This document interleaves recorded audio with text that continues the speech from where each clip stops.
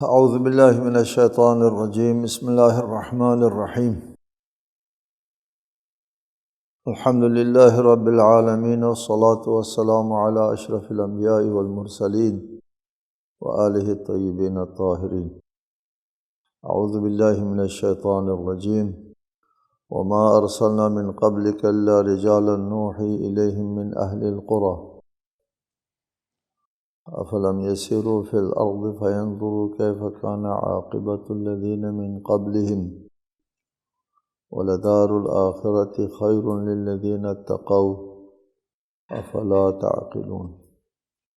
سورہ یوسف آیت 109۔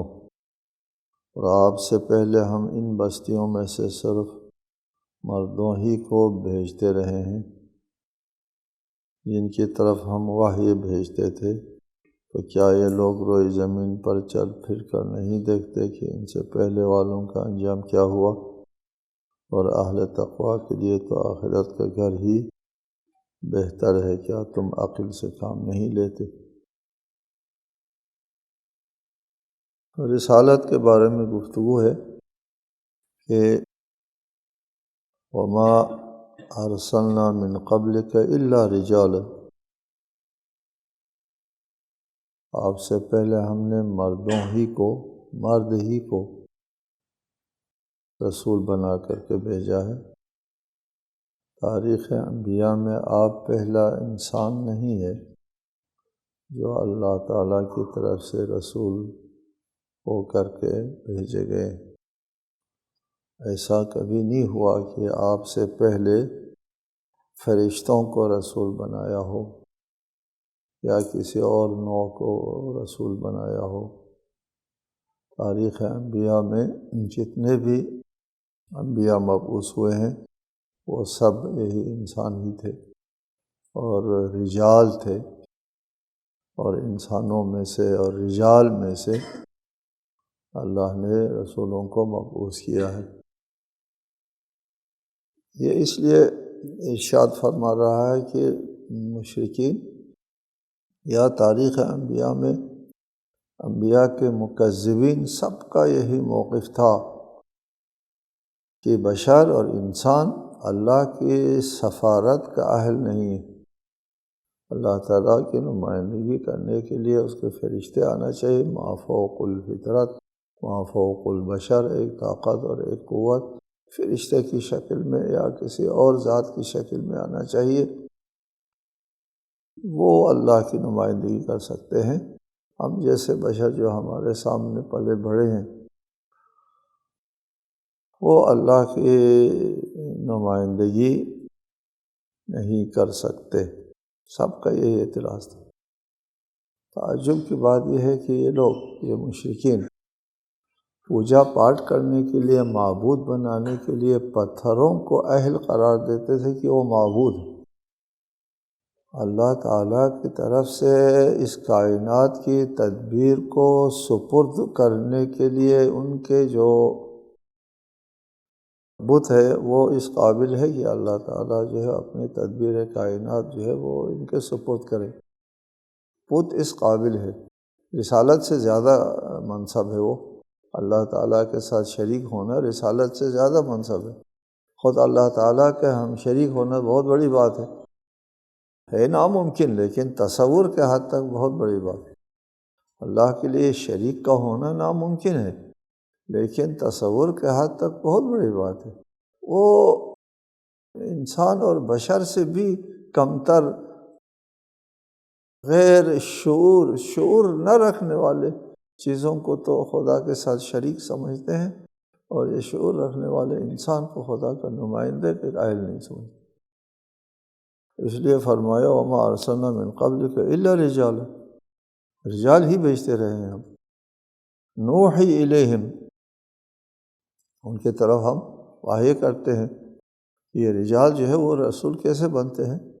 وہ اس لیے وہ رسول اللہ کی نمائندگی کے اہل ہوتے ہیں کہ نوحی الیہم، ان کی طرف ہم وحی کرتے ہیں۔ وحی کے آواز اور وحی کے لب و لہجہ سمجھنا ہر کسی کا بس میں نہیں ہوتا۔ وحی سمجھنے کے نوحی الیہم سے رجال کی وہ ہو جاتی ہے، تخصیص ہو جاتی ہے کہ ہر رجل ہر رجال جو ہے وہ نبی نہیں بن سکتا، بلکہ وہ لوگ نبی بن سکتے ہیں جو وحی کو حاصل کر وصول کر سکتے ہیں۔ رسالۃ مآب پر وحی نازل ہوتی تھی، یہ لفظ وحی نہیں ہے، وہی اردو کا لفظ ہے، یہ وحی ہے، الوحی، وحی نازل ہوتی تھی، پاس دوسرے لوگ بیٹھے ہوئے ہوتے تھے، رسالۃ مآب وحی کی آواز کو سنتے تھے، پاس بیٹھے ہوئے دوسرے لوگ نہیں سن سکتے۔ رسول کریم فرشتے وحی کو دیکھتے تھے، دوسرے لوگ نہیں دیکھ سکتے تھے۔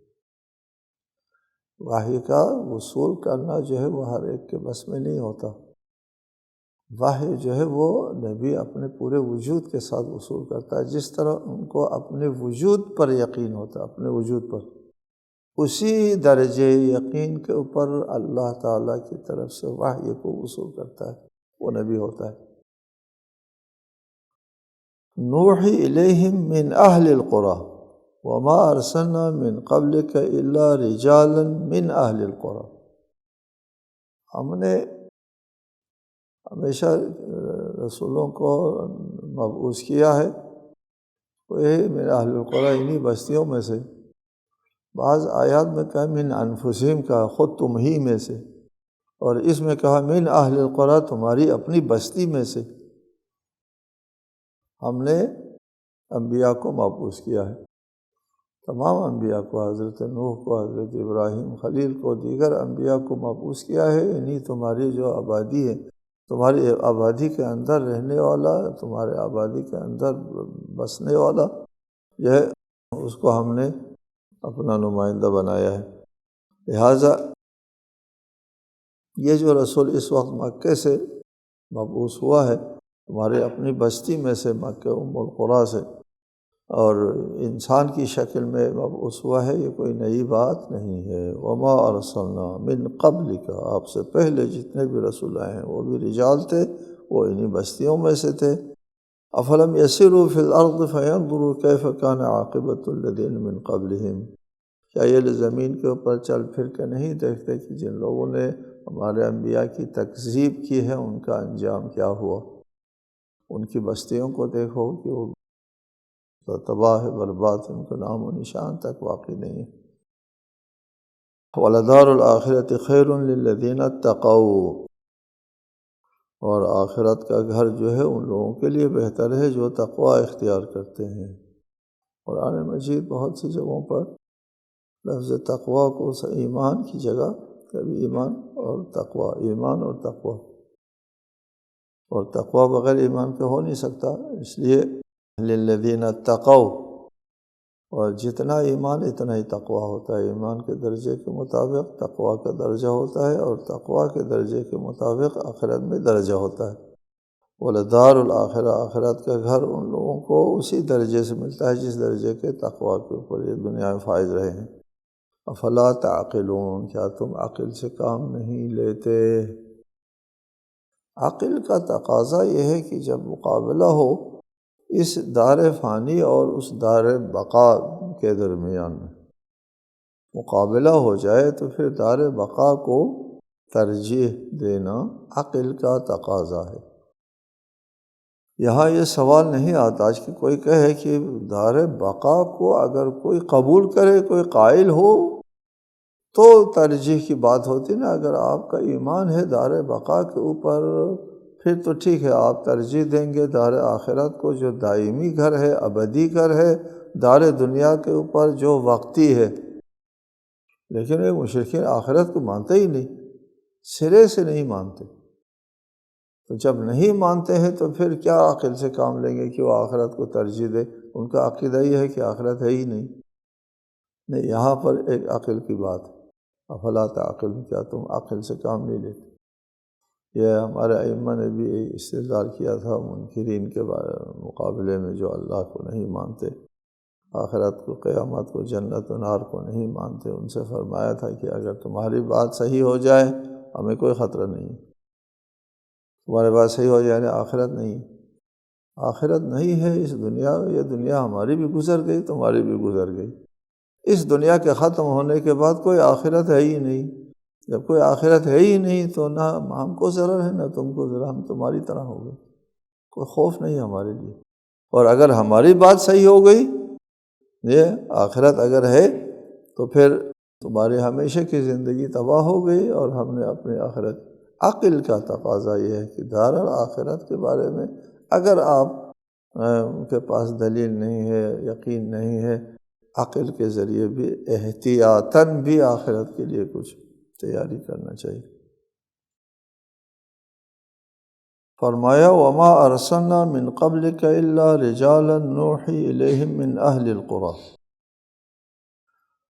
انہی بستیوں میں سے ہم نے انبیاء مبعوث کیے، حتی اذا استیأس الرسل وظنوا انہم قد کذبوا جاءہم نصرنا فنجی من نشاء ولا يرد بأسنا عن القوم المجرمین۔ یہاں تک جب انبیاء مایوس ہو گئے، حتی اذا استیأس الرسل، انبیاء مایوس ہونے کے قریب ہو گئے یا مایوس ہو گئے، وظنوا، اور گمان کرنے لگے کہ انہم قد کذبوا، ان سے جھوٹ بولا گیا تھا۔ یہ مشکل آیات میں سے ہیں کہ انبیاء مایوس ہو گئے، اور انبیاء نے یہ کیا گمان کیا تھا کہ ہم سے جھوٹ بولا گیا تھا۔ تو پیغمبروں کے لیے ہماری نصرت پہنچ گئی، یہاں تک کہ جب انبیاء مایوس ہو گئے اور یہ خیال کرنے لگے کہ ان سے جھوٹ بولا گیا تھا، تو پیغمبروں کے لیے ہماری نصرت پہنچ گئی۔ ان کے بعد جسے ہم نے چاہا اسے نجات مل گئی، اور مجرموں سے تو ہمارا عذاب ٹالا نہیں جا سکتا۔ ہم نے رجال مبعوث کیے من اہل القری، بستیوں میں سے، اور جب ان بستیوں میں سے رجال مبعوث کیے تو جیسے اللہ تعالیٰ نے ان کو نمائندہ بنا کر کے بھیجا اور ادھر سے معجزہ ہو گیا، سب ایمان لے آئے، ہاتھوں ہاتھ لے لیا اور سروں پہ اٹھایا اور کامیابی ہو گئی، ایسا نہیں ہوا کبھی بھی کہ رسالت معاف کے لیے اور امت قرآن کے لیے اللہ تعالیٰ کے جو طریقۂ عمل ہے، سنت الہی ہے جو انبیاء کے ساتھ کرنا ہوتا ہے، یا انبیاء کے لیے جو اللہ تعالیٰ نے طریقۂ عمل اختیار فرمایا ہے، وہ ایسا نہیں ہے کہ یہ کوئی تیار اور آمادہ چیز جو ہے وہ ان کے ہاتھ میں آ جائے۔ خون جگر پینا ہوتا ہے۔ حتیٰ اذا استیأس الرسل، یہاں تک کہ انبیاء مایوس ہونے لگے۔ استیأس باب استفعال میں لے جا کر کے باب استفعال کی خاصیت میں اگر ہم لاتے ہیں تو جب وہ مایوس ہونے کے قریب ہو گئے، مایوس ہوئے نہیں تھے، یعنی استیأس مایوس ہونے والے تھے۔ بعض لوگ کہتے ہیں استیأس اور ییأس دونوں ایک معنی میں، مایوس ہو گئے۔ یہ کیا لا ییأس من روح اللہ، پہلے آیا ہے کہ اللہ کے رحمت سے، اللہ کے احسان سے کوئی مایوس نہیں ہوتا، تو یہ انبیاء کیسے مایوس ہو گئے؟ یہ انبیاء بھی مایوس ہوتے ہیں۔ پہلے آیت میں آیا قُلْ هَٰذِهِ سَبِيلِي أَدْعُو إِلَى اللَّهِ عَلَىٰ بَصِيرَةٍ، ایک بصیرت بغیر کسی ابہام کے، بصیرت کے ساتھ یہ دعوت جو ہے اللہ، دعوت اللہ دیا کرتے ہیں انبیاء علیہ السلام، پوری بصیرت کے ساتھ۔ جب پوری بصیرت کے ساتھ دعوت دیتے ہیں تو مایوس کیسے ہوتا ہے؟ یہ مایوس تو ہم جیسے لوگ ہوتے ہیں جن میں زیادہ بصیرت نہیں ہوتی اور انجام کار کا علم نہیں ہوتا، اور آگے کیا کچھ ہونے والا ہے، کیا کچھ نہیں ہونے والا ہے، ہم یہ ابہام ہوتا ہے۔ انبیاء ابہام نہیں، علی بصیرتن، کیسے مایوس ہو گئے انبیاء، اس طرح مایوس ہوتے ہیں۔ اس سلسلے میں بہت سی باتیں کی ہیں۔ ہم نے جو موقف اختیار کیا ہے وہ یہ ہے حتیٰ اذا استیأس الرسل، جب مایوس ہو گئے انبیاء علیہم السلام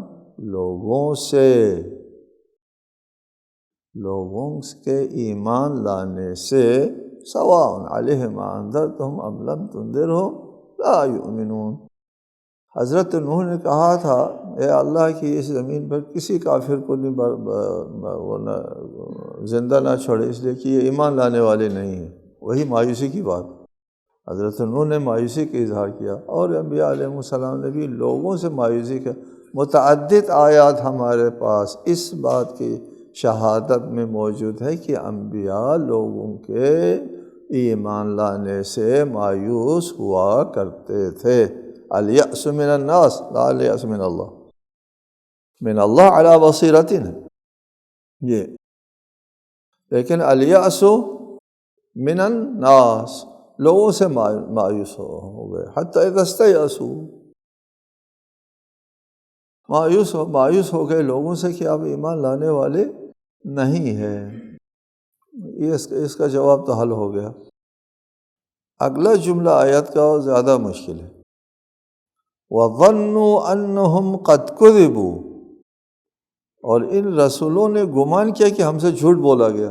ہم نے ابھی آپ کو بتایا کہ انبیاء کے اوپر جو وحی نازل ہوتی ہے وہ ناقابل تکذیب ہے، وحی اپنے وجود قابل تکذیب نہیں کہ میں ہوں نہیں ہوں شک ہو جائے انسان کو۔ وحی انبیاء علیہم السلام اپنے وجود سے بھی واضح طریقے سے وصول کرتے ہیں، قابل شک و تردید نہیں ہوتی، کہ اللہ تعالیٰ اپنا پیغام ایسی جگہ نہیں رکھتا کہ اس جگہ کو پتہ نہ چلے کہ یہ پیغام کہاں سے اور کس کی طرف سے ہے۔ بعض روایت میں ہے نا کہ وہ پتہ نہیں چلتا تھا رسول کو کہ یہ اللہ کی طرف سے ہے، شیطان کی طرف سے ہے، کس کی طرف سے ہے۔ وہ پریشان ہو گئے، ورقہ بن نوفل نے سمجھا نہیں آپ پریشان نہ ہو۔ ورقہ بن نوفل کو زیادہ پتہ تھا، اور جس کے اوپر وحی نازل ہو رہے اس کو اتنا بھی پتہ نہیں تھا جتنا ورقہ بن نوفل کو پتہ ہے۔ یہ ایک عجیب بات ہے، ممکن نہیں ہے اللہ تعالیٰ اپنا پیغام اپنی رسالت اس سینے میں رکھے جس سینے کو یہ پتہ نہ چلے کہ یہ کہاں سے یہ وحی آ رہی ہیں۔ اس سینے کو اپنے وجود سے بھی زیادہ واضح، اس لیے لفظ قلب استعمال کیا اللہ تعالیٰ نے کہ اس وحی کو ہم آپ کے وجود کے مرکز میں، قلب مرکز کہتے ہیں جی۔ قلب سے مراد یہ گوشت صنوبری شکل کا گوشت نہیں ہے، وجود کا، آپ کے وجود کے مرکز پر ہم اس وحی کو نازل کرتے ہیں، جہاں آپ کو اپنے وجود کے بارے میں شک نہیں ہو سکتا، اپنے وجود کے مرکزی نقطے کے اوپر جو وجود سے بھی زیادہ واضح ہے، وہاں کیسے شک ہو سکتا ہے؟ تو یہ جب وحی اس طرح نازل ہوتی ہے انبیاء علیہ السلام پر، ناقابل شک، ناقابل تردید، اپنے وجود سے بھی زیادہ یقین، وَظَنُّوا أَنَّهُمْ قَدْ كُذِبُوا، اور پھر کیسے ہو سکتا ہے کہ ان کو یہ گمان ہو گیا کہ ہم سے تو جھوٹ بولا گیا، یہ کامیابی ہوگی، آپ کے آخر انجام کار ٹھیک ہوگا، نہیں ہوا، ایمان نہیں لاتے، بات بنتی نہیں ہے۔ وَظَنُّوا أَنَّهُمْ قَدْ كُذِبُوا، انبیاء گمان کرنے لگے کہ ظنوا اگر انبیاء کی طرف سے جاتے ہیں، ظَنُّوا أَنَّهُمْ قَدْ كُذِبُوا، انبیاء گمان کرنے لگے کہ ہم سے جھوٹ بولا گیا ہے۔ جھوٹ بولا گیا یعنی ہم پر جو وحی نازل ہوئی تھی وہ صحیح نہیں تھی، ہم کو جو نوید سنائی تھی فتح و نصرت کی وہ صحیح نہیں تھی، قد کذب، جھوٹ بولا گیا، معاذ اللہ، ناممکن ہے۔ پھر کیا ہے مطلب یہ ہے وَظَنُّوا اے وَظَنَّ النَّاسُ أَنَّهُمْ قَدْ كُذِبُوا، لوگ گمان کرنے لگے کہ یہ جو کہتے تھے کہ ہم پر اللہ کی طرف سے وحی نازل ہوتی ہے، اللہ کا نمائندہ ہے اور کامیابی ہوگی ہماری وغیرہ وغیرہ، یہ سب جھوٹ ہے۔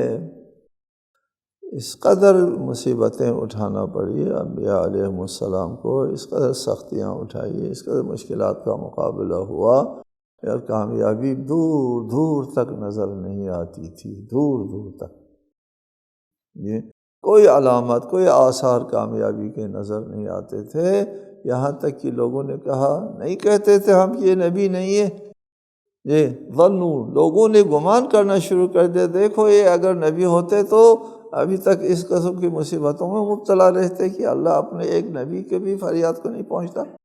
اللہ ایک ایسے مسکین اور فقیر اور یتیم عبداللہ کو بھیجتا ہے جو اس حالت میں شیب ابی طالب میں بے یار و مدد جو ہے وہ بائیکاٹ کی زندگی گزار رہا ہے، اور زندگی کے ابتدائی وسائل بھی فراہم نہیں ہیں، یہ نبی ہے۔ لوگوں نے گمان شروع کر دیا، ظن الناس انہم ان الرسل قد کذبوا، جھوٹ بولا گیا۔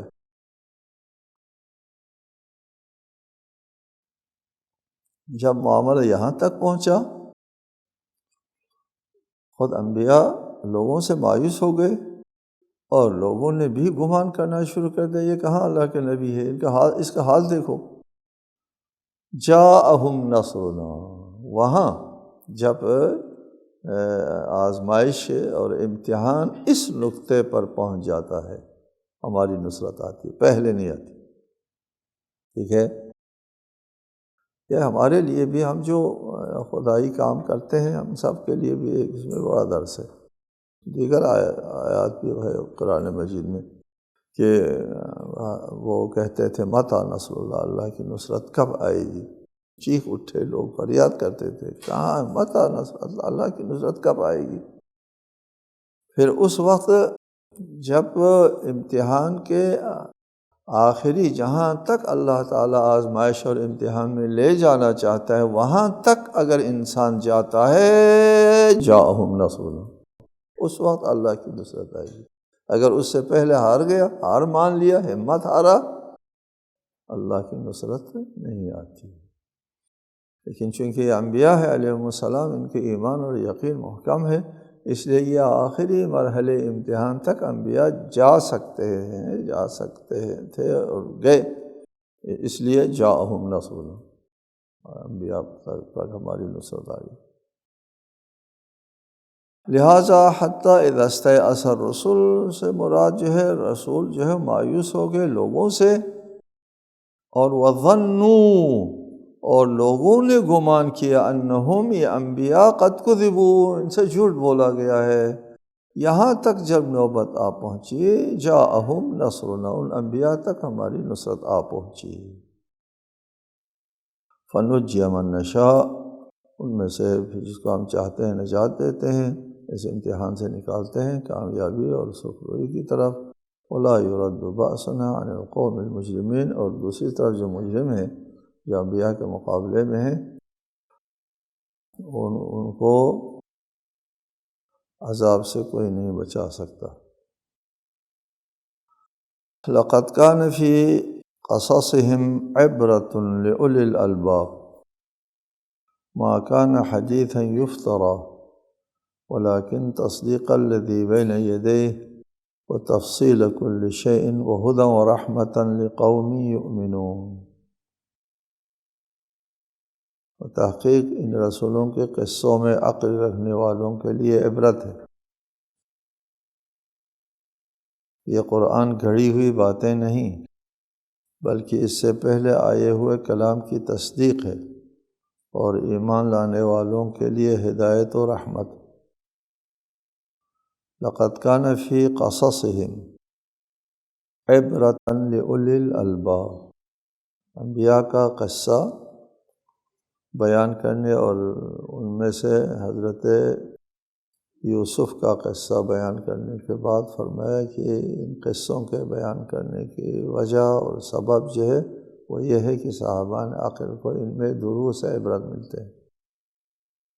حضرت یوسف کے اسے داستان میں، اس کہانی میں بڑی عبرت ہے، عبرت حاصل کرنے والوں کے لیے، اولی الالباب، صحابان عاقل کے لیے۔ عقل والے ہی اس سے نتیجہ اخذ کر سکتے ہیں، اور جو عقل نہیں رکھتے وہ صرف کہانی اور واقعات کو دیکھتے ہیں، اس سے کوئی درس جو ہے وہ حاصل نہیں کر سکتے۔ وما كان حديثا يفترى، یہ قرآن جو ہے وہ گڑھی ہوئی کہانی نہیں ہے، بلکہ تصدیق ہے گزشتہ کتابوں کی۔ تورات اور انجیل میں بھی یہ کہانی موجود ہے حضرت یوسف کی، لیکن تورات و انجیل میں کہانی جو ہے وہ رسالت و نبوت معنویت اور روحانیت سے عاری، صرف جس طرح ناول ہے واقعہ، اس کے واقعاتی پہلو اس میں ہے اور عبرتی پہلو وہ ان کتابوں میں نہیں ہے، یہ صرف قرآن کا خاصہ ہے۔ السلام علیکم ورحمۃ اللہ وبرکاتہ۔